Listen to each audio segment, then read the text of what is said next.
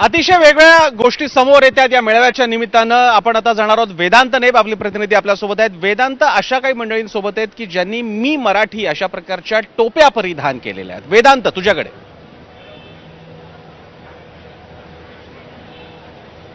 प्रसन्ना, खरं तर आपण आतापर्यंत बघायचो मेळावे म्हटले की पक्षाचे झेंडे असायचे, पक्षाच्या टोप्या असायच्या, आणि या ठिकाणी हा मेळावा वेगळा आहे कारण मराठीच्या मुद्द्यावरचा हा मेळावा आहे आणि त्यामुळे मी मराठीच्या ह्या टोपी, गांधी टोपी आपल्याला पाहायला मिळत आहेत.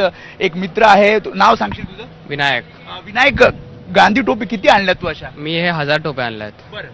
तू कोणत्या पक्षाशी निगडीत आहे की स्वतःहून तू आलायस आणि या टोपी हे करतोय? मी स्वतःहून आलोय. स्वतःहून आलोय. का या वाटलं तुला इथे आणि का या टोप्या तू प्रत्येक लोकांना किंवा मराठी प्रेमी आहेत त्यांना सांगतोय की तुम्ही घाला ह्या टोप्या? कारण की मला तरी असं वाटतं की साहेबांनी जे काम केलंय मराठी माणसांसाठी ते खूप अतिशय एकदम दोन साहेब आहेत, जसे दोन की साहेब आहेत, राज ठाकरे आहेत, उद्धव ठाकरे आहेत. हो, जसे की दोन्ही साहेबांनी एकत्रित त्यांचे विचार मिळून खूप भारी काम केलेलं आहे त्यांच्याप्रती आणि त्या सर्वांनी ह्या सर्व टोपी मी त्यांच्यासाठी आणल्या कारण की ह्या सर्व त्यांच्यासाठी व्यवस्थित आणि पार पडेल. मी मराठी टोपी घालतात तू? तर अभिमान वाटतोय मी मराठी टोपी घालून, कारण आम्ही खूप भावूक आहे या क्षणात.